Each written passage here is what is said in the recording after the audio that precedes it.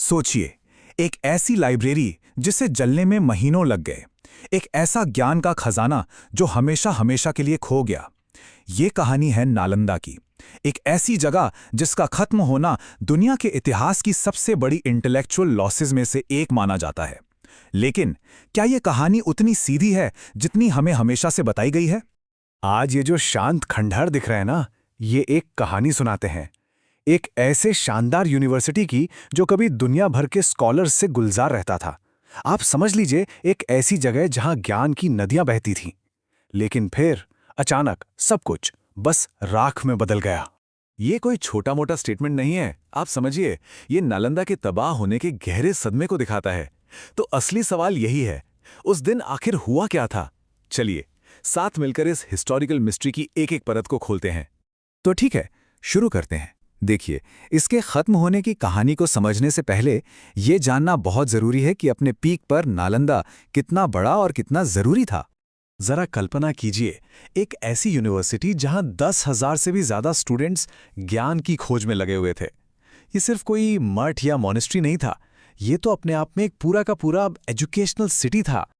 और पता है, उन 10,000 स्टूडेंट्स के लिए 2,000 टीचर्स थे। मतलब हर 5 स्टूडेंट्स पर एक टीचर। सोच कर देखिए, ये एक ऐसा रेशियो है जिसके बारे में आज दुनिया की टॉप यूनिवर्सिटीज भी सिर्फ सपना ही देख सकती हैं।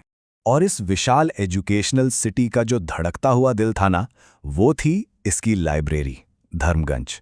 और ये कोई एक छोटा मोटा कमरा नहीं था। अरे नहीं, ये 3 बड़ी बड़ी मल्टी स्टोरीड बिल्डिंग्स थीं, जहां दीवारों से लेकर कोनों तक सब कुछ बेशकीमती मैन्यूस्क्रिप्ट्स और किताबों से भरा पड़ा था। और एक और बात, यहाँ सिर्फ रिलीजियस किताबों की पढ़ाई नहीं होती थी।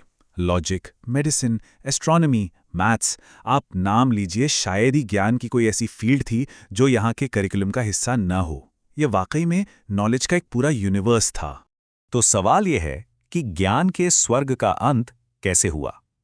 देखिए, सदियों से इस तबाही के लिए सिर्फ एक ही नाम लिया जाता रहा है, बख्तियार खिलजी। बख्तियार खिलजी एक बहुत ही एम्बिशियस मिलिट्री जनरल था, जो अपनी जीतों के लिए मशहूर था। जो ट्रेडिशनल हिस्ट्री है, वो उसे उस इंसान के तौर पे दिखाती है जिसने नालंदा की रोशनी को हमेशा के लिए बुझा दिया। उसके जो मिलिट्री कैंपेन्स थे, वो अपनी तेज रफ्तार और क्रूरता के लिए जाने जाते थे। आप सोचिए, कुछ ही सालों के अंदर उसने बिहार से लेकर बंगाल तक एक बहुत बड़े इलाके पर कब्जा कर लिया। और इस एक काम ने उस पूरे रीजन की हिस्ट्री और ज्योग्राफी हमेशा के लिए बदल कर रख दी। और यहीं पर कहानी का सबसे दर्दनाक मोड़ आता है। जो टिबेटन और पर्शियन हिस्टोरिकल अकाउंट्स हैं, उनके मुताबिक खिलजी की सेना ने नालंदा में आग लगा दी और उसकी लाइब्रेरी महीनों तक जलती रही। सदियों से जमा किया गया ज्ञान बस धुएं में उड़ गया। लेकिन क्या कहानी बस यहीं खत्म हो जाती है? देखिए, जैसा कि हिस्ट्री में अक्सर होता है, सच्चाई शायद थोड़ी और कॉम्प्लिकेटेड है। कुछ मॉडर्न स्कॉलर्स का मानना है कि ये कहानी इतनी सिंपल नहीं है। तो हमें खुद से ये सवाल पूछना पड़ेगा, क्या सिर्फ एक हमला इतने बड़े इंस्टीट्यूशन को पूरी तरह खत्म कर सकता था, या फिर पर्दे के पीछे कोई और ही कहानी चल रही थी? तो देखिए, एक तरफ तो है ट्रेडिशनल कहानी कि खिलजी का हमला ही सब कुछ था, एक डिसाइसिव फाइनल ब्लो। लेकिन एक और थ्योरी है जो थोड़ी ज्यादा कॉम्प्लेक्स है, जिसे ग्रेजुअल डिक्लाइन थ्योरी कहते हैं। ये थ्योरी कहती है कि खिलजी के आने से बहुत पहले ही नालंदा कमजोर पड़ने लगा था। कैसे? भाई, पाल राजाओं के बाद रॉयल पेट्रोनेज मतलब शाही मदद कम हो गई थी। बुद्धिज्म के अंदर ही तांत्रिक जैसी नई ब्रांचेज पुरानी सोच से टकरा रही थीं और लोकल इकोनॉमी भी बदल रही थी।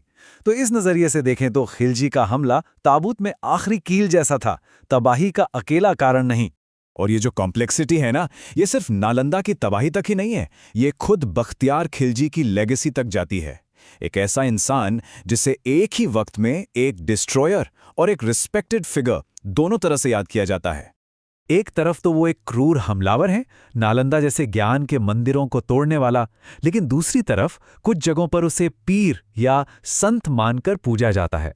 एक ऐसा शासक जिसने सोशल रिफॉर्म्स किए और इंसाफ कायम किया। यह हमें यही दिखाता है कि हिस्ट्री कभी भी ब्लैक एंड व्हाइट नहीं होती है ना।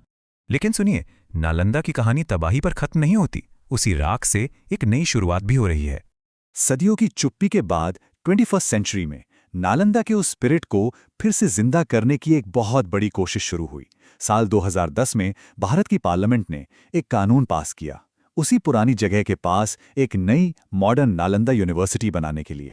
और इस नई यूनिवर्सिटी का मकसद सिर्फ डिग्रियां देना नहीं है, इसका मिशन बहुत बड़ा है। ठीक अपने पुराने रूप की तरह ये नॉलेज, पीस और पूरे एशिया में कल्चरल एक्सचेंज का एक ग्लोबल हब बनना चाहती है। ये पास्ट को फ्यूचर से जोड़ने की एक बहुत ही एम्बिशियस कोशिश है। तो इस पूरी बातचीत को हम इसी आखिरी सवाल पर छोड़ते हैं।